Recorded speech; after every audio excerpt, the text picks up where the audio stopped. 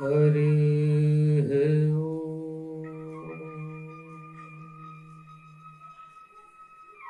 नमः शिवाय। ॐ नमः शिवाय। शुभं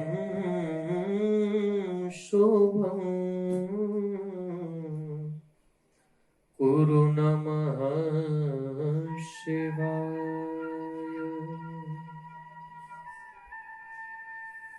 नमस्कार, स्वागत है आप सभी का एक बार पुनः आपके अपने कार्यक्रम श्रीमद् भागवत कथा में।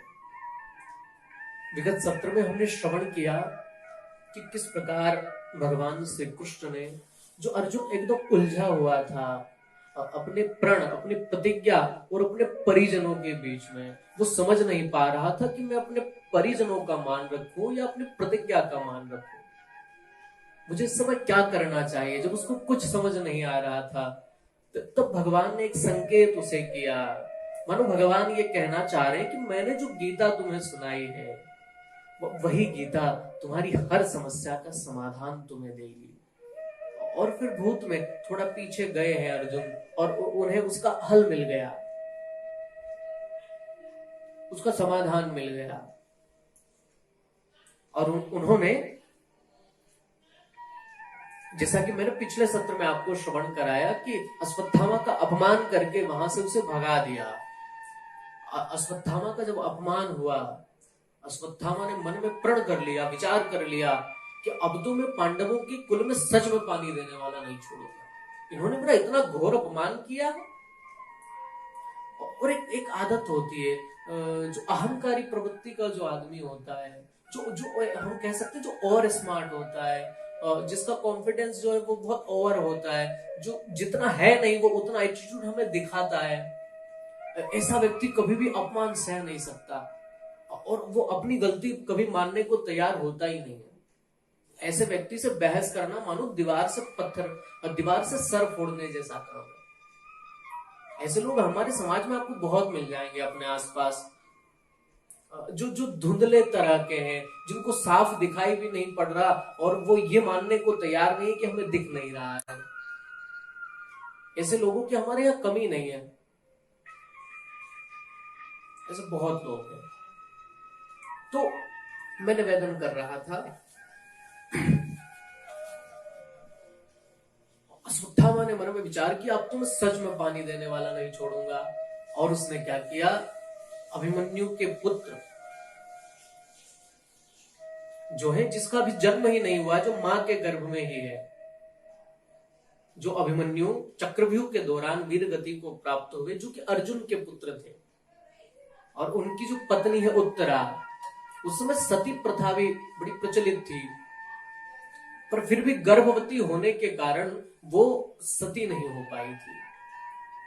और इसकी कोख में जो बालक है ना, ये पांडवों का अंतिम वंशधर है, क्योंकि कौरव तो पहले ही मारे जा चुके हैं और पांडव जो है 5 भाई हैं, इनके भी पुत्र अभी अभी अश्वत्थामा ने मार दिए हैं। तो अब जो है पांडवों का ये अंतिम वंशधर, इससे उम्मीद है कि पांडवों की जो पांडवों का राज्य है उस पर शासन करने वाला कोई आने वाला है, जो पांडवों की इस परंपरा को आगे तक ले जाएगा, जो है वो चाहते हैं कि ये इसकी रक्षा हो। और इधर अश्वत्थामा ने मन में विचार कर लिया कि अब तो पांडवों के कुल में मैं सच में पानी देने वाला नहीं छोड़ने वाला।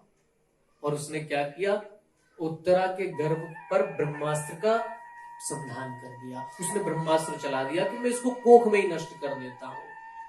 जैसे ही ब्रह्मास्त्र का असर होने लगा उत्तरा के गर्भ पर, इधर भगवान जो है अब पांडवों से कहने लगे,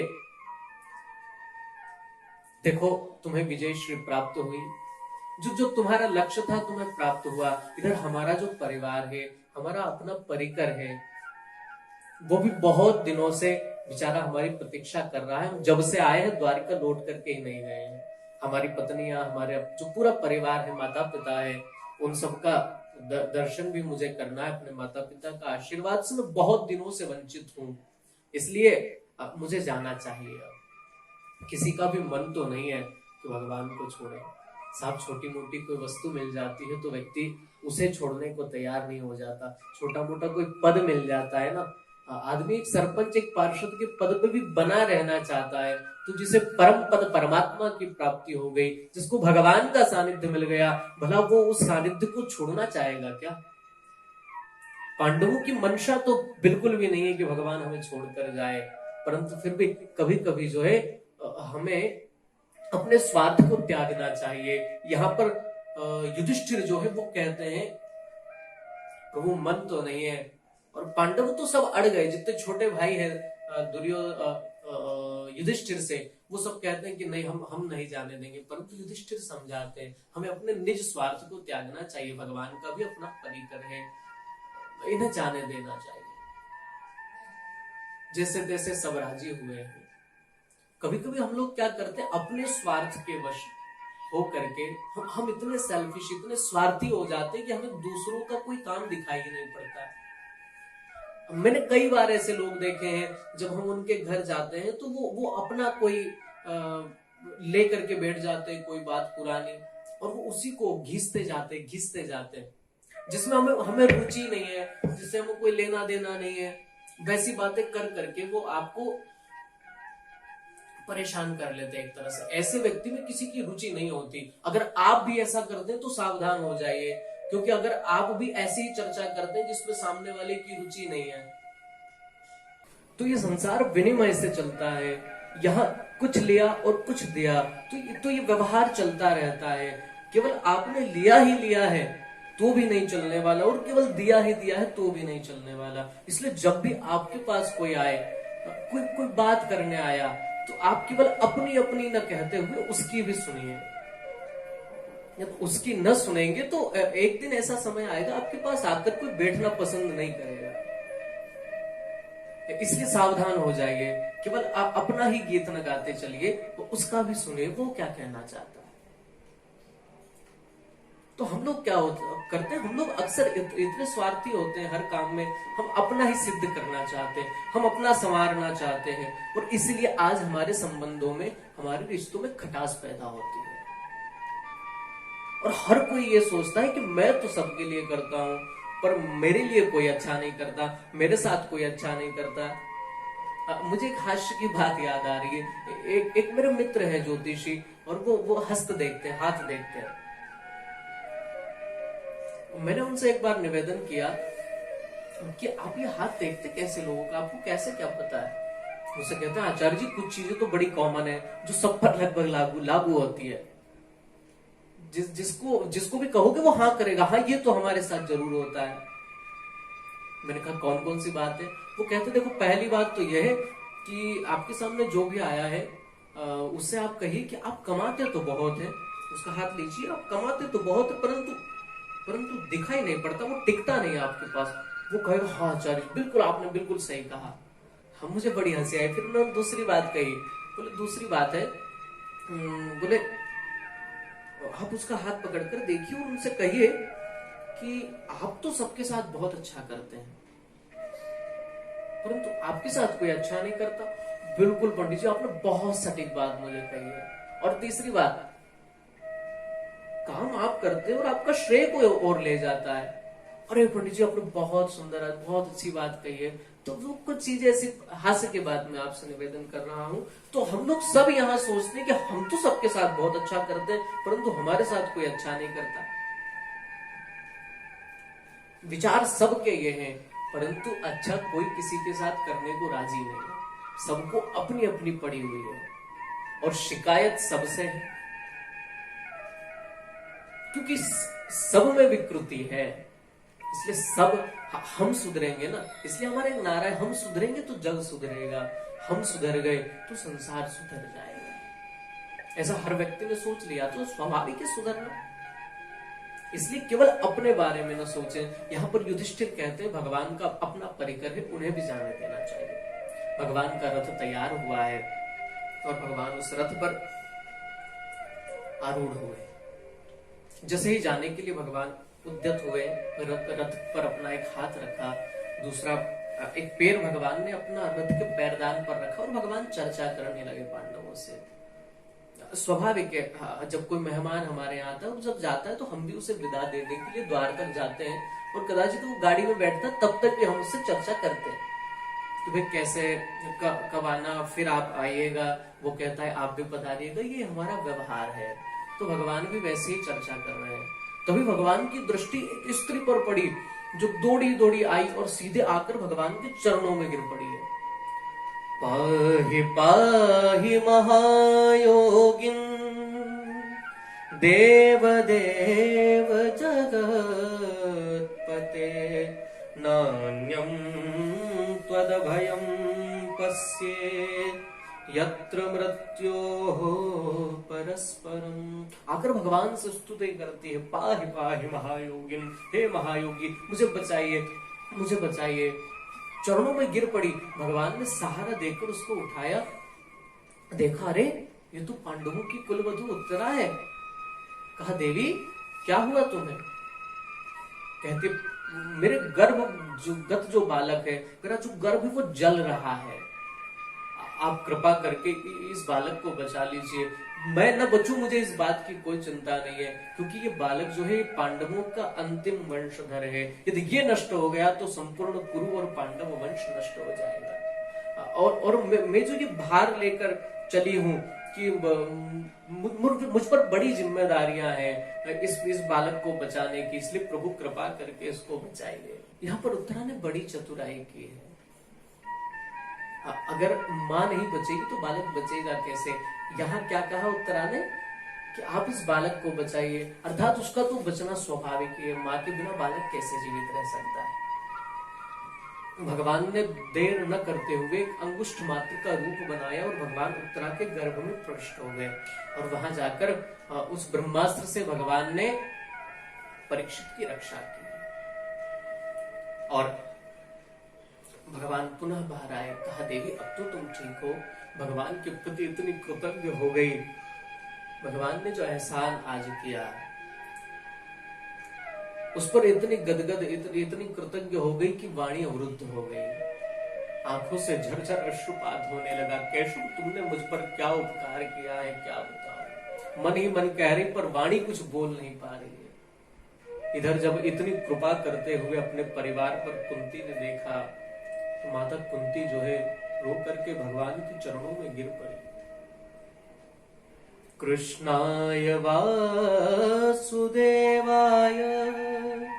देवकी नंदनाय च नंद गोप कुमाराय गोविंदाय नमो। माता कुंती जब भगवान के चरणों में गिर पड़ी, भगवान कहते हैं अरे बुआ ये आप क्या कर रही हैं? अरे मैं तो आपसे छोटा हूं, प्रणाम तो मुझे आपको करना चाहिए, आप ही उल्टी गंगा क्यों बहा रही हैं? माता कुंती कहती है आज मैं अपने भतीजे को प्रणाम नहीं कर रही हूँ। नमस्ते पुरुषम त्वाद्य, जो प्रकृति से परे जो पुरुष है, जो अलक्षम सर्वभूतानाम अंतर बहिरवस्थितम, जो अलक्ष रूप से सबके भीतर विद्यमान है परंतु दिखाई नहीं पड़ता है, जो दृष्टि का विषय नहीं है, जो सबके भीतर है और सब में वो है, सबके भीतर भी वही है।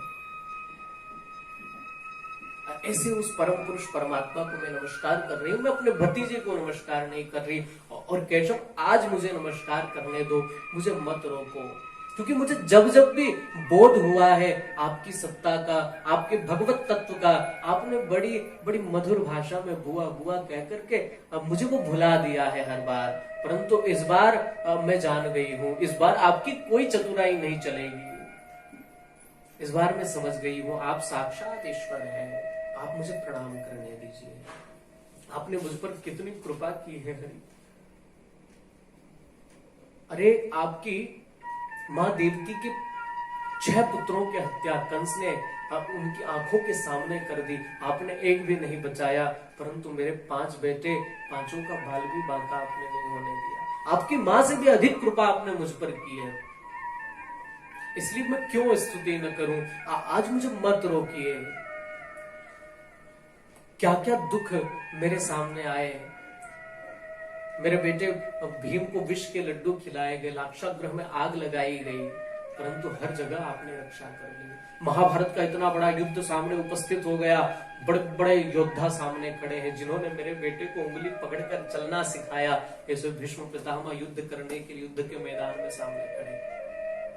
द्रोणाचार्य जिन्होंने धनुष पर प्रत्यंचा चढ़ाना सिखाया, वो युद्ध के मैदान में कर्ण जैसे बड़े बड़े महारथी सामने खड़े। और सेना का अथाह सागर सामने था, परंतु आपकी कृपा से मेरे बेटे उस सेना के अथाह सागर को वैसे ही पार कर गए जिस तरह गाय के खुर से बने हुए गड्ढे को बच्चा खेलते खेलते कूद जाता है। इतनी सहजता से आपने महाभारत का युद्ध मेरे बेटों को जितवा दिया।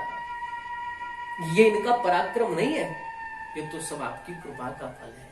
आपकी कृपा न होती तो ये संभव नहीं था। कृपा की न होती जो आदत तुम्हारी, तो सोनी ही रहती अदालत तुम्हारी। इस प्रकार जो है बड़ी सुंदर स्तुति की और कहती है, प्रभु आज मेरी इच्छा आपसे कुछ मांगने की है। भगवान ने कहा, बुआ क्या चाहती है आप, क्या मांगना चाहती है? आप जो मांगोगी मैं देने को तैयार हूं। प्रभु यदि कुछ देना ही चाहते हो, आज मुझे वो वस्तु दे दो। मैं ऐसी चीज मांगने वाली हूं जो आज तक न किसी ने मांगी, न शायद कोई आगे मांगे, परंतु आपको मुझे देना होगा। भगवान ने कहा, बुआ मांगिए। माता कुंती कहती, प्रभु आप मुझे दुख दे दीजिए। भगवान ने कहा, बुआ कैसी बात करती हैं आप, भला दुख कोई मांगने की चीज है? हाँ, मुझे दुख ही चाहिए, क्योंकि जब जब मेरे जीवन में दुख आया तब तब आप मेरे साथ खड़े हैं। आप मेरे साथ आकर के खड़े हो गए और मुझे हर दुख से मुझे बचाया है। अर्थात जब जब दुख हुआ आपका सानिध्य मुझे मिला, आपके दर्शन करने का सौभाग्य मुझे मिला। और मैं देख रही हूं अब थोड़ा सा सुख मेरे जीवन में आने वाला है। मेरे पांडव विजयी हुए हैं, युधिष्ठिर राजा बन जाएगा और मैं राजमाता बन जाऊंगी, परंतु मुझे ये जैसे सुख दिखाई पड़ा और आपका जाने का संकेत भी दिखाई पड़ गया। अर्थात सुख में वो सुख किस काम का जिसमें आपका सानिध्य न मिले, जिसमें आपका दर्शन न हो। ऐसा सुख मुझे नहीं चाहिए। सुख के माथे सिल पड़े जो हरि हृदय से जाए, बलिहारी व दुख की जो क्षण क्षण नाम जपाए। इसलिए आप कुछ देना ही चाहते हैं ना, तो प्रभु मुझे दुख दे दीजिए। भगवान ने कहा, बुआ दुख तो हमारे पास नहीं है, परंतु आपकी इच्छा नहीं है ना, तो हम नहीं जाते। भगवान ने उस दिन जाने का अपना कार्यक्रम पोस्टपोन कर दिया, उसको रद्द कर दिया। और फिर रात्रि में जब भगवान रुक गए तो उन्होंने एक अद्भुत घटना देखी। जो महाभारत के युद्ध का नायक है, जिसने युद्ध जीता है और जो राजा बनने वाला है, वो युधिष्ठिर घर के कोने में खड़े खड़े रो रहे हैं। और वो क्यों रो रहे हैं, इसका क्या कारण है, इस पर हम लोग अगले सत्र में चर्चा करेंगे। तब तक आप सभी को सादर जय श्री कृष्ण।